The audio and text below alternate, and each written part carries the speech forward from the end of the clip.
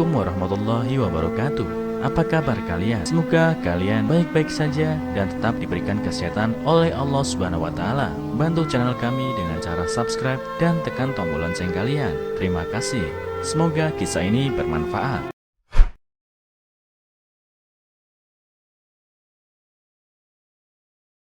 Pemuda Indonesia ini bertemu ibu kandungnya di kebun sawit Malaysia. 15 tahun berpisah, tangis pecah. Seorang pemuda keturunan Indonesia yang hidup tanpa identitas kewarganegaraan di Malaysia, terpisah dari ibu kandung sejak umur sekitar 6 tahun. Kini, menginjak usia 22 tahun, ia berhasil dipertemukan kembali dengan ibunya. Reuni perdana itu diawali dengan ledakan tangis sang ibu yang membelah kesunyian di siang bolong di kawasan perkebunan kelapa sawit di pedalaman negara bagian Sabah, Malaysia. Pada hari Rabu, 12 Februari 2020, "Iwan anakku, kau anakku, kau anakku. Kasihan kau nak, mama baru berjumpa kau di sini. Aku rindu betul sama kau, nak Iwan." Tangis sejadi-jadinya sang ibu, bernama Hana Bedong, sambil memeluk erat pemuda tersebut. Akan tetapi, sang anak bernama Iwan sangat syok dan ragu. Oleh karenanya, ia hanya menangis, tetapi tak mengucapkan sepatah kata pun, dan tak pula membalas pelukan kuat ibu. Perempuan pekerja ladang kelapa sawit itu sampai perlu menarik kepala Iwan untuk disandarkan pada pundaknya dan juga tangan untuk dilingkarkan pada tubuhnya. Tak merespon pelukan ibu dan hampir pingsan. Kedatangan Hana Bedong yang berusia 48 tahun ke tempat Iwan memang merupakan kejutan, dengan harus melewati jalan tanah dan berbatu yang berkelok-kelok di antara deretan hutan kelapa sawit dan karet. Praktis tumbuh besar di pedalaman selama bertahun-tahun sebagai pekerja perkebunan sawit.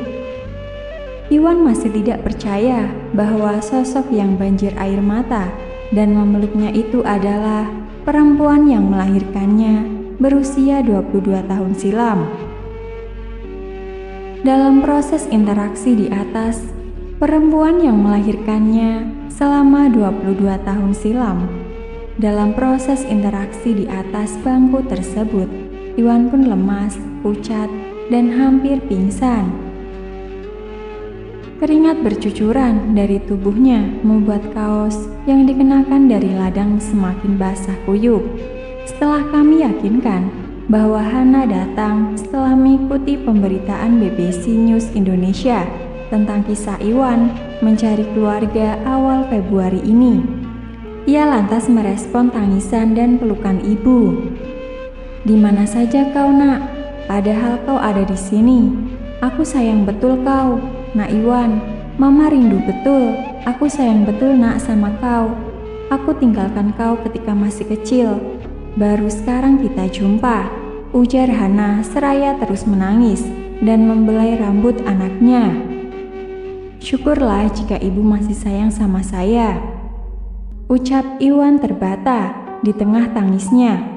Ia pun mengaku bahagia. "Dari kecil mencari orang tuaku, ibu. Akhirnya aku sekarang jumpa juga." Demikian kata Iwan, yang sebenarnya murah senyum dan tidak menunjukkan tanda-tanda kesulitan yang dialaminya, setidaknya dari luar. Ibu dan anak itu sontak berpelukan erat dan menangis tiada henti. Mereka terlibat dalam percakapan intens, penuh kerinduan dalam bahasa Konjo, bahasa daerah yang biasa digunakan di Bulukumba, kabupaten asal Hana di Sulawesi Selatan. "Aku merasa memang tidak percaya sama sekali, kan bahwa ini betul-betul orang tua saya, ibu. Jadi awalnya belum seberapa yakin. maka itulah pelukan saya pun tidak seberapa kuat, sebab tak yakin bahwa ini adalah orang tua saya. Itulah mengapa aku terdiam, sebab betulkah orang tua saya tiba-tiba datang begini? Demikian Iwan menjelaskan mengapa ia tidak langsung merespon pendekatan ibunya. Lantas, apa yang akhirnya membuat Iwan membalas gerak-gerik dan perkataan perempuan yang ada di depannya? Lama-kelamaan tadi memeluk, perasaan terus tersentuh, dan hati semacam berkata, orang tua saya sudah dekat dengan saya, itulah kenapa saya menangis. Terus peluk ibu, sebab saya sudah yakin itu orang tua saya, batin saya sudah tersentuh, ungkap Iwan sambil tersenyum. Lain lagi dengan Hana yang mengaku sudah langsung percaya bahwa sosok yang ia tonton di saluran YouTube BBC News Indonesia beberapa hari sebelum pertemuan adalah anak kandungnya. Dalam laporan kami tersebut, Iwan mencari ibunya yang sudah berpisah sejak kecil dan keluarga besarnya yang berpisah sejak usia 12 tahun. Langsung menangis, anakku kah ini? Ini anakku. Langsung saya menangis, kasihan betul, yakin anak saya, namanya si Iwan. Pasal dia punya muka sama dengan saya, betul itu anak saya, yakin sudah, tegas Hana. Selain Hana, sejumlah orang yang mengaku sebagai anggota keluarga Iwan juga menghubungi BBC News Indonesia. Keterangan mereka kemudian kami tindak lanjuti dengan melakukan pengecekan silang yang meyakinkan bahwa Hana adalah ibu kandung Iwan. Liku-liku perjalanan hidup Iwan Hana Bedong merantau ke Lahad Datu, negara bagian Sabah, Malaysia, sebagai pekerja perkebunan kelapa sawit dan melahirkan Iwan di sana pada tahun 1997. Di Malaysia, anak-anak tenaga kerja asing tidak boleh mengakses pendidikan di sekolah negeri, kecuali mereka telah memegang izin menetap. Terlebih lagi, lantaran Hana pada masa itu masih berstatus sebagai tenaga kerja ilegal, sehingga Iwan tidak bakalan mengakses pendidikan di Malaysia. Maka ia mengantarkan anaknya yang memasuki usia 6 tahun ke Bulukumba untuk bersekolah dan tinggal bersama neneknya. Adapun Hana kembali bekerja di Malaysia untuk menafkahi Iwan serta kakaknya. Tak lama kemudian, Iwan diambil oleh bapaknya yang sudah bercerai dengan Hana dan sudah pulang ke Indonesia dari Malaysia. Di usia 12 tahun, Iwan dibawa oleh seorang calo bersama bapaknya ke Malaysia untuk bekerja melalui jalur tidak resmi dan tanpa selembar dokumen yang menunjukkan identitasnya. Mereka bekerja di sebuah perkebunan kelapa sawit di Sandakan, Sabah. Dalam hitungan beberapa bulan saja, Iwan melarikan diri dari bapaknya lantaran berdasarkan penuturannya, ia kerap dipukuli. Ia mengaku kadang-kadang bertindak nakal ketika masih anak-anak. Dari satu ladang ke ladang lainnya, Iwan bekerja tanpa bayaran memadai, sebab tak punya izin kerja dan paspor. Ia pun kehilangan kontak dengan semua anggota keluarga dan tidak ingat alamat mereka di Indonesia maupun lokasi ibunya di Malaysia. Bagaimanapun, Iwan dengan bantuan seorang teman telah berusaha mencari keluarganya dengan cara menyisir media sosial, walaupun tidak berhasil. Saya mencari-cari di Facebook, tapi belum dapat juga. Yang saya cari adalah abang saya, namanya Awi. Itu yang saya cari. Saya tahu namanya dan tahu mukanya, tuturnya. Ditambahkan bahwa ia dan Awi mirip, bahkan sampai dibilang sebagai anak kembar. Pihak keluarga juga mencari-cari, tetapi hasilnya nihil. Hana misalnya menelpon mantan mertuanya untuk menanyakan apakah mempunyai nomor kontak Iwan, tetapi jawabannya tidak. Ketika sembahyang, saya selalu doakan semoga kita bertemu kembali. Dalam hatiku, hidupkah atau matikah anakku? Tapi hatiku macam ia belum mati. Pasal dalam mimpi terasa anak ini masih ada. Ungkap Hana dalam wawancara dengan wartawan BB News Indonesia bernama Rahmatin Bonasir. Sehari sebelum menemui putranya, tak disangka sang anak masih berada di satu negara bagian dengannya. Meskipun dipisahkan oleh jarak sepanjang laluan lebih dari 600 km. Lahir di Malaysia tanpa surat lahir, ketika reuni keluarga berlangsung, Iwan belum secara resmi memiliki status kewarganegaraan. Yang diketahui ia adalah kelahiran Malaysia dari orang tua warga Indonesia, warga negara Indonesia. Makanya ia mengikuti garis keturunan orang tua. Namun tidak ada dokumen pendukung, surat lahir misalnya. Hana melahirkan Iwan di kawasan perkebunan Malaysia dengan pertolongan bidan kampung. Putus sekolah kelas 3 SD di Indonesia. Anak kedua dari Hana itu juga tidak mempunyai ijazah. Satu-satunya bukti fisik yang dimiliki pihak keluarga adalah foto Iwan di masa sekolah SD. Kata Hana, nama yang diberikan kepada putra keduanya waktu lahir adalah Iwan saja, bukan Iwan Nursyah, sebagaimana sebelumnya disebutkan oleh Iwan sendiri. Sehari setelah bertemu Hana, bersama seorang pendamping mengantarkan putranya ke KJRI Kota Kinabalu untuk mengurus surat bukti pencatatan kelahiran. Surat tersebut langsung diterbitkan pada hari yang sama. Tanpa kendala, Konsul Jenderal RI di Kota Kinabalu, Kishha Jelani, mengatakan dengan surat keterangan itu, maka Iwan sekarang dapat mengajukan permohonan pembuatan paspor. Dalam kasus Iwan ini, dia sudah membuat surat bukti kenal lahir. Dengan surat itu dia bisa memproses untuk membuat paspor, jelasnya dalam wawancara jauh dengan menggunakan skip pada hari Kamis 20 Februari 2020. Idealnya, lanjut Konsul Jenderal RI di Kota Kinabalu dengan wilayah kerja negara bagian Sabah itu. Iwan menyertakan KTP, kartu keluarga, dan ijazah. Dia kan sudah datang ke KJRI bersama ibunya dan ada saksi juga. Dan berdasarkan itu, kita keluarkan surat bukti kenal lahir. Berdasarkan surat kenal lahir itu, dia bisa mengajukan paspor.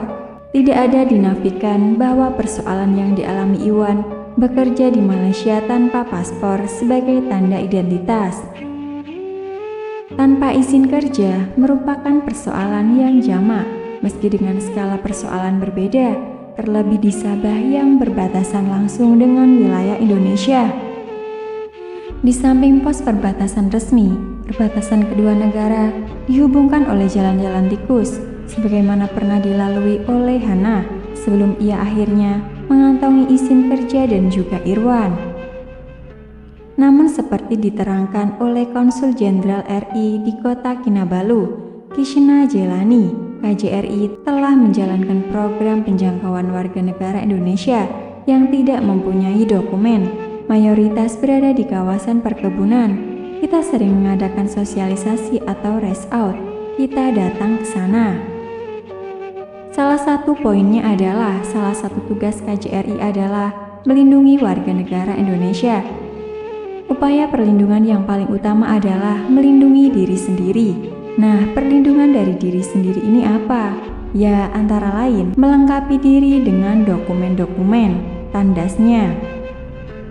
Bukan tugas yang mudah untuk menjangkau tenaga migran Indonesia tak berdokumen, termasuk anak-anak untuk memastikan mereka mendapat akses pendidikan.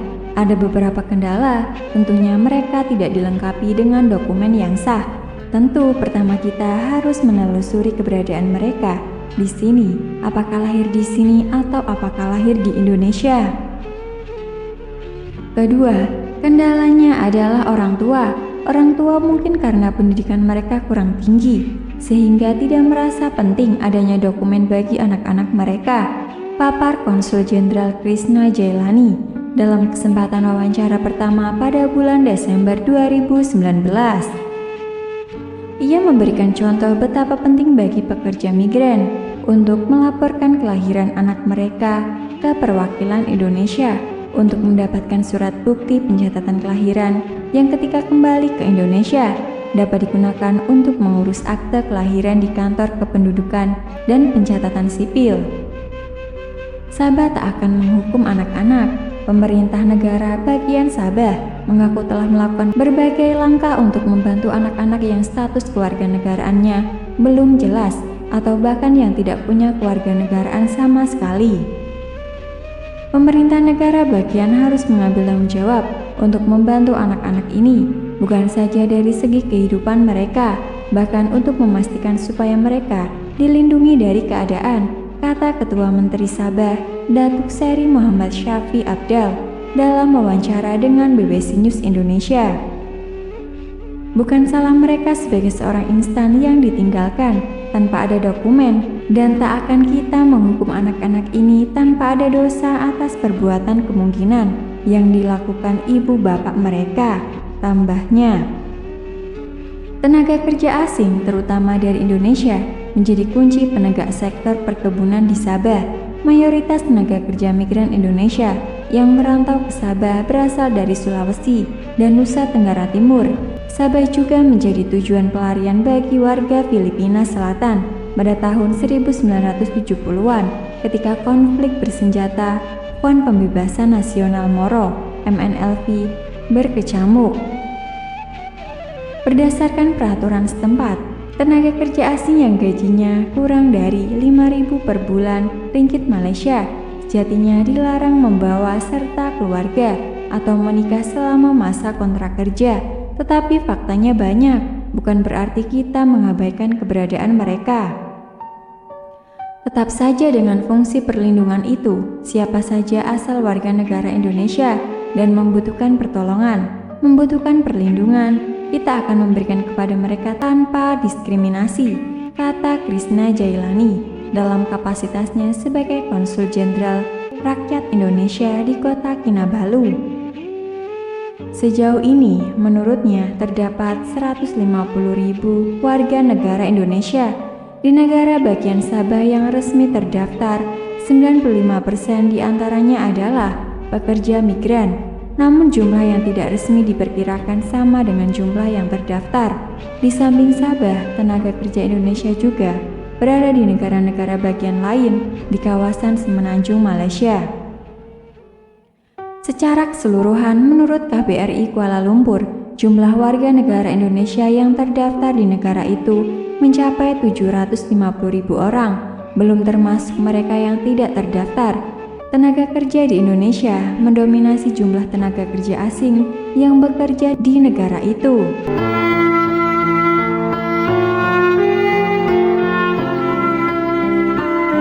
Assalamualaikum warahmatullahi wabarakatuh. Apa kabar kalian? Semoga kalian baik-baik saja dan tetap diberikan kesehatan oleh Allah Subhanahu wa Ta'ala. Bantu channel kami dengan cara subscribe dan tekan tombol lonceng kalian. Terima kasih. Semoga kisah ini bermanfaat.